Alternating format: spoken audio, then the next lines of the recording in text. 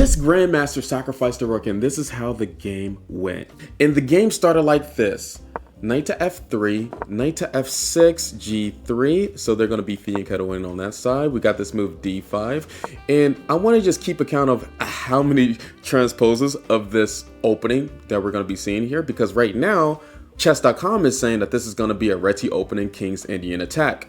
But after this move, it turned into a King's Indian attack, a Yugoslav variation. So after bishop g2, this opening turned into a King's fianchetto opening Indian defense. Now, transposes happen all the time in chess, and that's one thing that you have to account for when you're building your opening repertoire.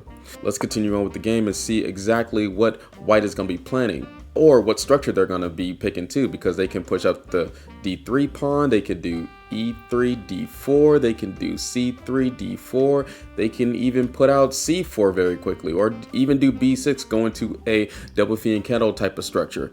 But you can tell that black is definitely trying to make a wall for the bishop on g2, so there's not really any targets in black's camp right now. They're going for like a Slav defense type of structure. After the move d3, you can already see that white is either planning on doing the move e4 or c4, and this is a hyper modern opening. What is a hyper modern opening? Is basically when they delay striking the center until a few moves have been played, just seeing what the other opponent is trying to do. And black is going to have to watch out for that. And black is playing a classical opening, which is pretty much securing the center right from the start of all the principles that we know and love. All right. After this move d3, bishop to f5, doing like a anti-London system now. Bishop f5, and the opening changed again, especially after the move. It changed again after the move, actually c6. It changed it to a King's Indian attack, Yugoslav variation again. After the move d3, bishop f5, kingside castle, h6, c4. One of these moves have to happen because white doesn't want black to have a stronghold in the center, because whoever is controlling the center is going to be controlling the game. After the move c4, which is explosive, e6, knight to c3, knight b to d7, and then we continue on with the game. Black doesn't want to give the opponent the double bishop advantage, which, you know, whoever has a double bishop, whoever has the double bishop advantage has an advantage in the whole entire game, because two bishops can control a lot more space than any other coordination of minor pieces, such as a knight and bishop, or even two knights. That would be really bad to have two knights going against two bishops. After the move knight to d4, we have this thematic move e4. Black is going to have to do something about this d pawn. It is striking both of these pawns right here on c4 and e4. And yeah, if black doesn't do anything about it, then they're going to have to select a d pawn. Let's see what happens. Bishop c5, attacking this knight because it is a loose piece, and by loose piece I mean it is undefended in the position. After bishop to c5, knight to c2, d takes on e4, d takes on e4, knight to e5. Black is offering a queen trade already in this position. What happens next? After knight to e5, bishop e3, and there's a lot of captures in this position that can happen. Let's continue. Queen e7. After the move bishop to e3, black decided, no more queen trades. We're just going to continue on playing this game. Queen e2, and we did the move queen e2 because they don't want to be hit with the move rook to d8. Whoever has the most active pieces is going to be having an advantage in the position.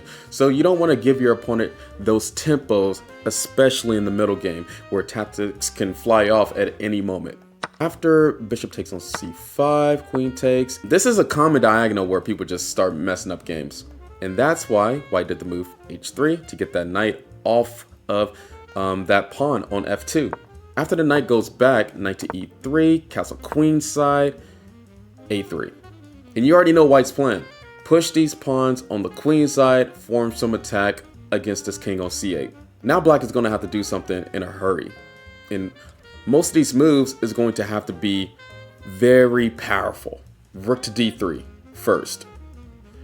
What happens next? After b4. After b4, we have this move queen d4.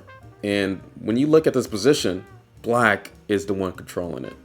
Black has more pieces in the center. Black has more space with their pieces. And even this bishop on a7 might seem passive, but it's striking that pawn on e4. White is going to have to do something about it, in which they decide to do the move knight to a4. After knight to a4, that pawn is taken, and this is what we want in all of our games. This is what it means to have a stronghold in the center. This is why Grandmaster after Grandmaster tries to control the center as much as possible, and White didn't even have time to put either one of these rooks to trade it off with this d3 rook. So not only is Black controlling the center, but they're controlling this whole d file. All of White's pieces look pretty ridiculous right now. After this move, knight to c2, what do you think is the best move? Because this knight on c2 is attacking this queen on d4. So you might be thinking, okay, the queen has to go back. This is a mistake by Black. They're going to be losing this bishop on e4. And yeah, whatever you was talking about beforehand, H1, that was really stupid. Or was it because, like I said in the beginning of this video, he sacrificed the rook by doing this.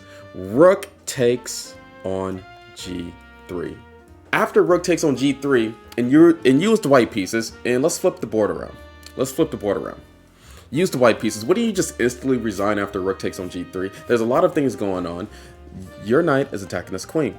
Your pawn cannot take this rook because of this queen. So you want to take the queen, but you're facing a Grandmaster. You're facing somebody that's more powerful than you. So you have to figure out the ideas and the plans after taking the queen. Times in certain positions, you're pretty forced to take the material. And this is one of those times.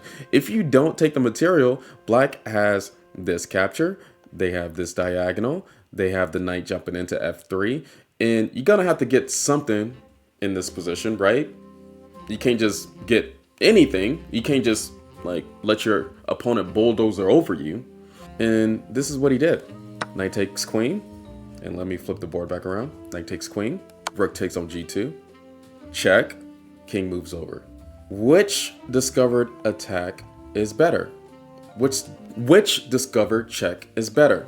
We have all these squares that the rook can go to, but one of them has to be better than the other. Rook takes on f2. After queen takes, knight takes, rook takes, knight takes, king moves over, and then knight goes back to d3. The opponent decided to resign. Why did White resign? Because they are down 3 different pawns. Those pawns is going to be marched up the board. And yeah, there probably could have been tricks, but both of these players respect each other to know that, hey, I'm never going to be winning this game against you with you basically up a whole piece, but instead of a piece, you're up 3 pawns.